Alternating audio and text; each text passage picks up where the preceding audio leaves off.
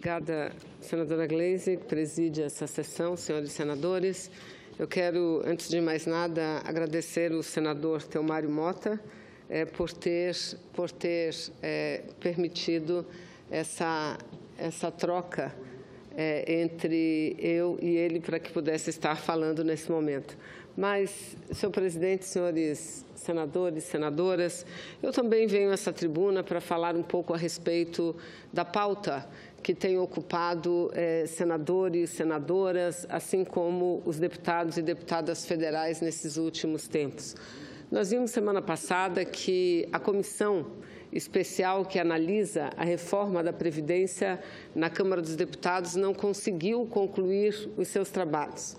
E não conseguiu concluir os seus trabalhos por conta de um problema, de uma manifestação organizada pelos agentes penitenciários que reivindicam, assim como os agentes que trabalham nas forças de segurança, uma aposentadoria especial. Em primeiro lugar, senhora presidente, eu quero levantar aqui a necessidade dos trabalhadores e trabalhadoras brasileiras se unirem em defesa de todos. O que nós não podemos permitir é que hajam manifestações corporativas, ou seja, se uma categoria consegue manter sua aposentadoria especial, pronto, ela para de lutar, ela para de se beneficiar. Penso que as coisas não são exatamente assim e falo com muita tranquilidade. Sou professora, lecionei durante muitos anos em escola pública, participei da direção do Sindicato dos Trabalhadores em Educação, que à época nem sindicato era, a Confederação dos Professores do Brasil, CPB. Não tínhamos ainda o sindicato, ou os sindicatos, éramos associações no Brasil inteiro, devido à impossibilidade de sindicalização por parte dos servidores públicos. Mas, enfim, e sabemos que a aposentadoria especial do conjunto do magistério, assim como a aposentadoria especial para aqueles que atuam em atividades insalubres, para aqueles que atuam na área de segurança, é sem dúvida nenhuma fundamental.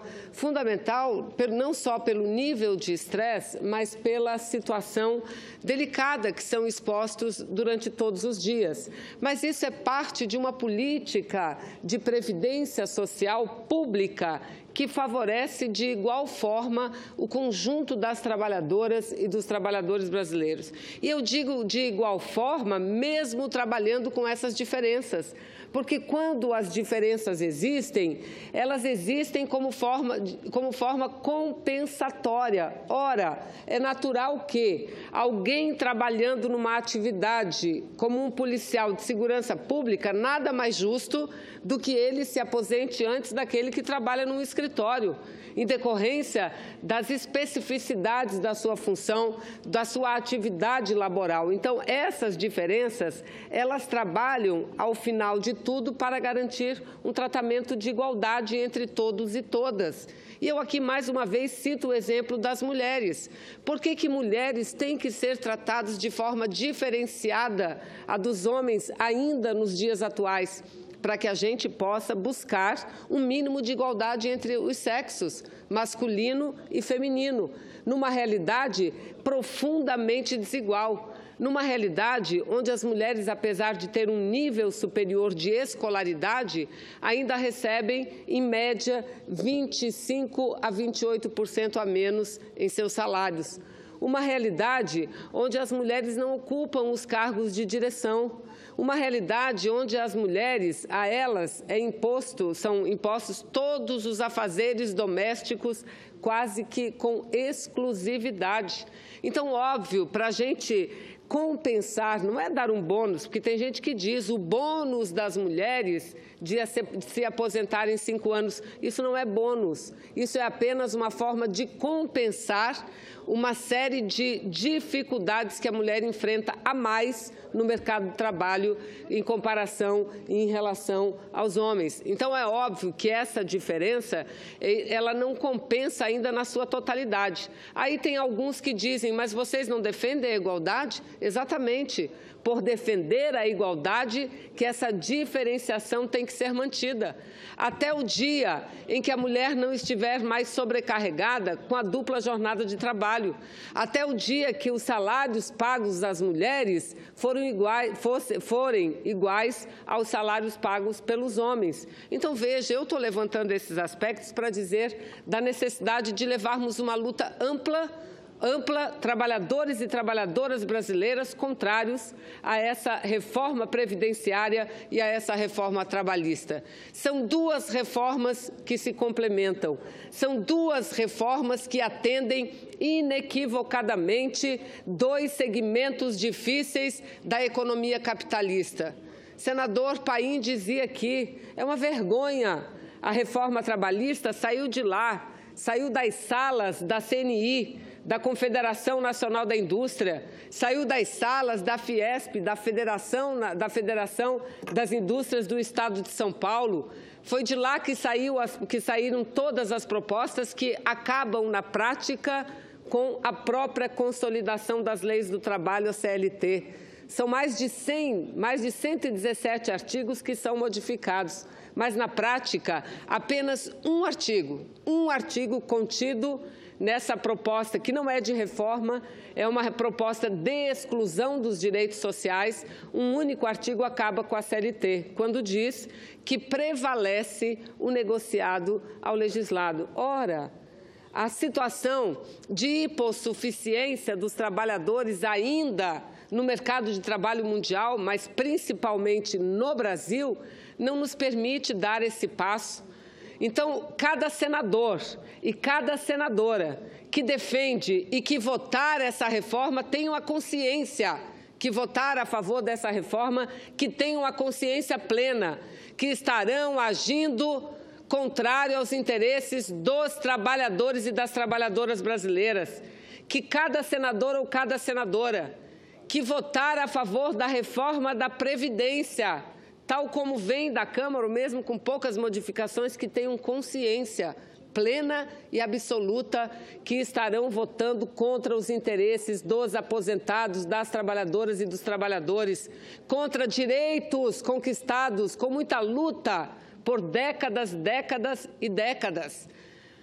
Não à toa, as pesquisas todas, independente de quem as tenham encomendado, todas as pesquisas, absolutamente todas, mostram que a população brasileira, a cada dia que passa, se conscientiza mais da perversidade dessas reformas.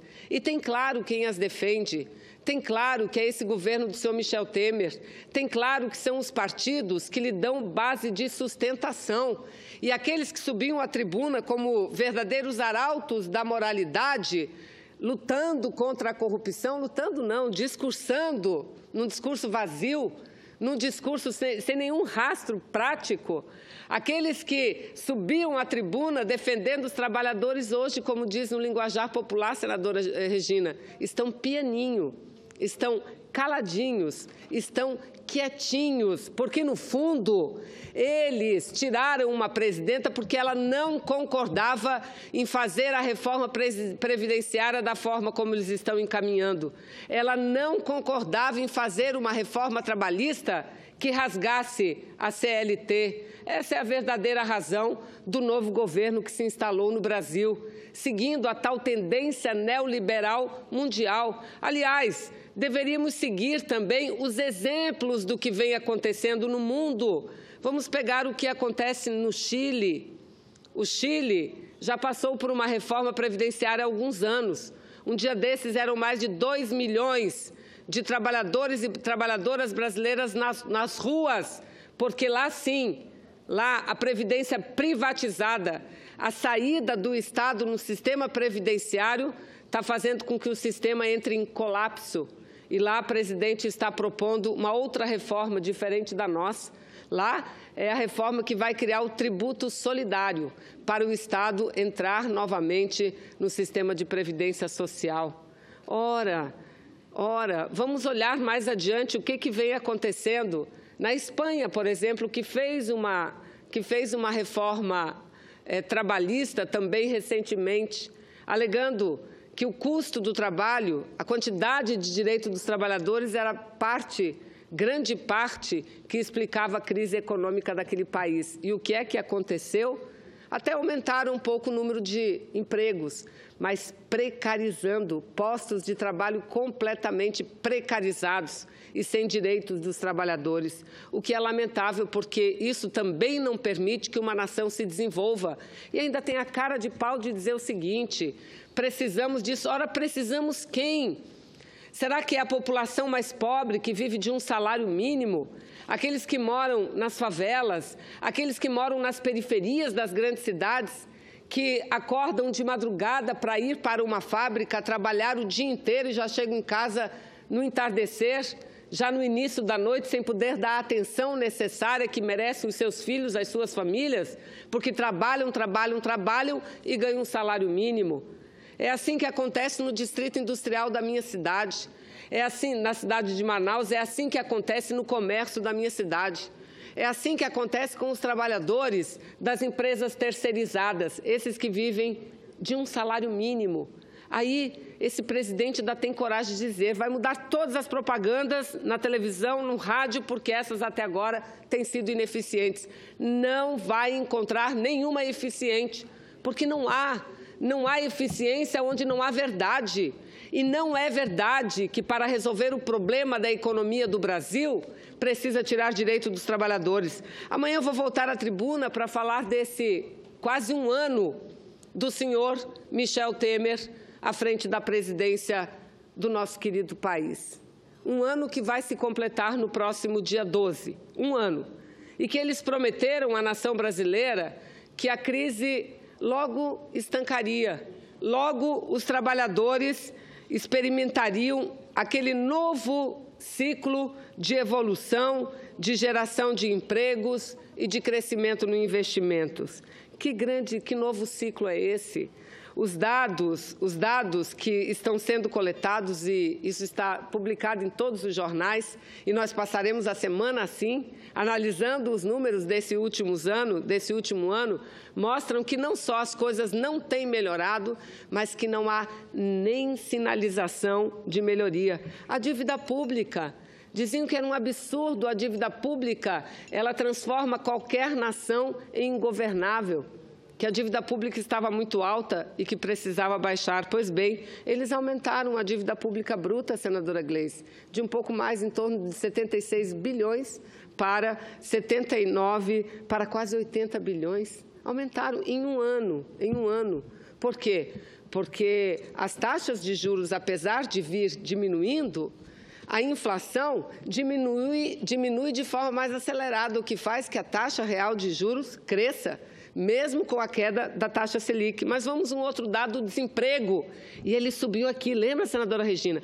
Tem que tirar esta mulher para voltarmos aos empregos. Pois bem, 11 ponto de desemprego em abril de 2016, 11,2%. Até março desse ano, 13,7%. Cresceu o desemprego. E eles pararam de falar nos desempregados, aliás, às vezes voltam a falar. E aí diz o seguinte, tudo culpa do governo anterior, tudo culpa do governo anterior. Eles sabem que a raiz do problema se encontra em outro local. Eu nunca vi a presidenta Dilma ocupar nenhum microfone e dizer que fez um governo perfeito, imune a erros, pelo contrário.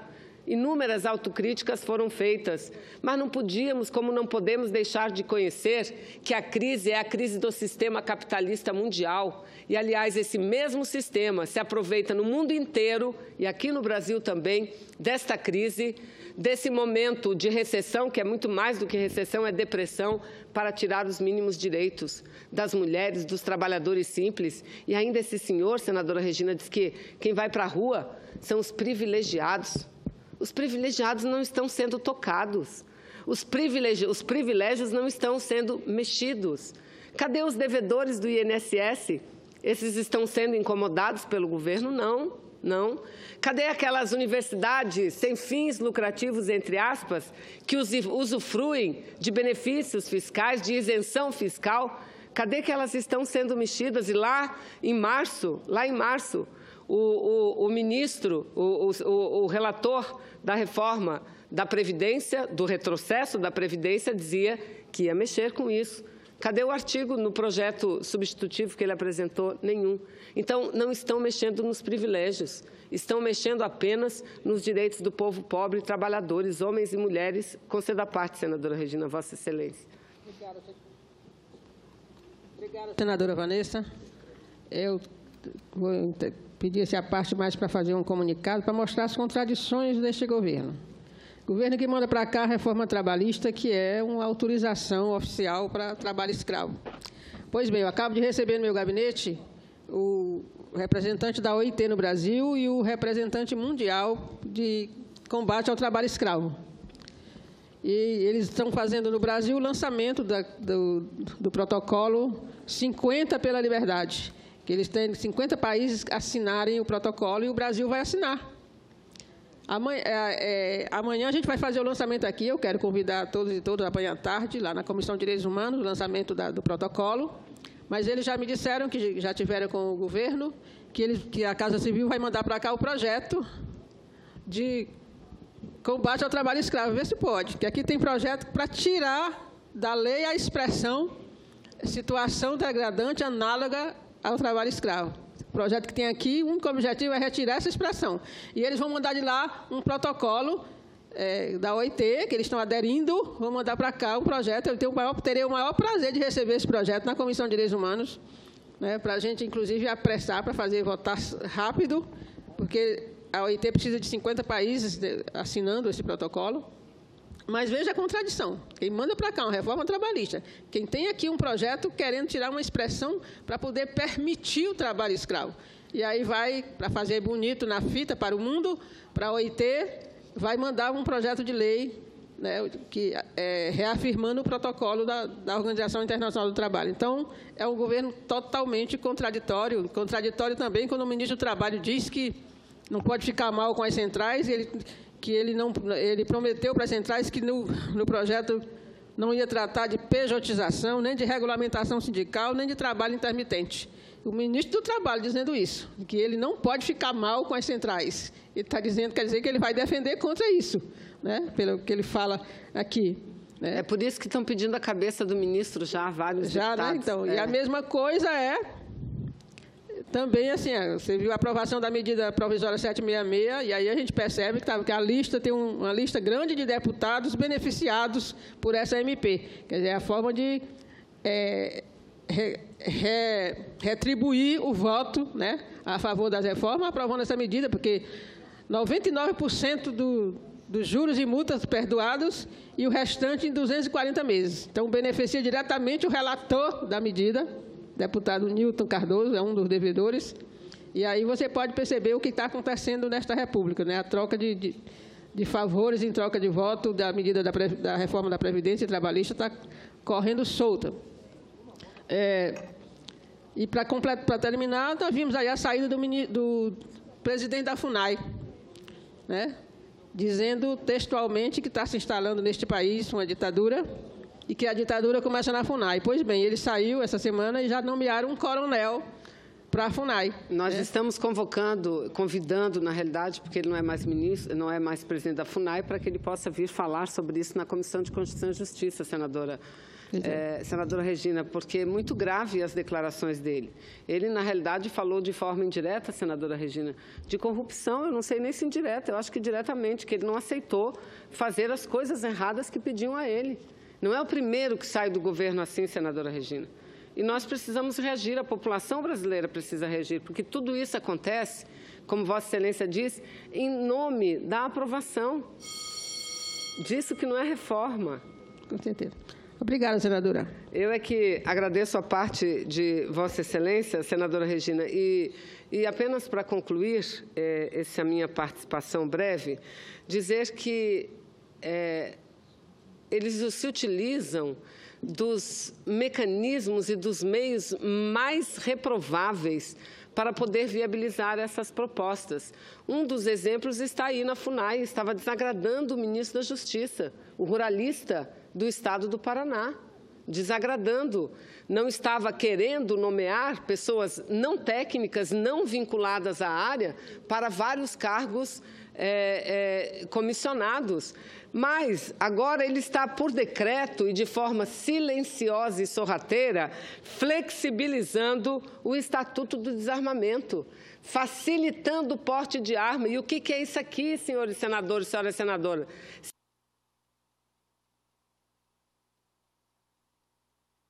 Senadora Gleisi. Não, sem problema. Só para concluir, eu concluo rapidamente. O que é isso aqui, se não um aceno à conhecida como a chamada bancada da bala, que é uma das mais reticentes à aprovação, sobretudo da reforma previdenciária, ou seja, mudando por decreto e coisas gravíssimas. Hoje em dia, para quem tem o porte regularizado de uma arma de fogo, precisa renovar a cada três anos, precisa mostrar e comprovar a sua capacidade técnica, ou seja, a habilidade de manuseio com a arma, a cada 3 anos. A mudança que ele está fazendo por decreto, senadores, a mudança por decreto é para passar a renovação para cada 5 anos e a demonstração da habilidade, da capacidade técnica para cada 10 anos. Ou seja, flexibilizando o uso de arma de fogo no Brasil. Ele deveria fazer uma fiscalização, reforçar a fiscalização sobre as armas ilegais que circulam e não flexibilizar o uso de arma de fogo. Infelizmente, eu quero muito ver nossos colegas aqui que falavam tanto do desemprego, que falavam tanto dos malfeitos, vir agora à tribuna e falar sobre isso, porque isso está sendo feito, repito, em nome da subtração dos direitos dos trabalhadores. Não é de privilégios, como eles tentam equivocadamente, erroneamente, tendenciosamente mostrar à população, mas é o direito daquele que mais precisa. E o senador Pimentel mostrou, o atingido não será o aposentado somente, serão os municípios.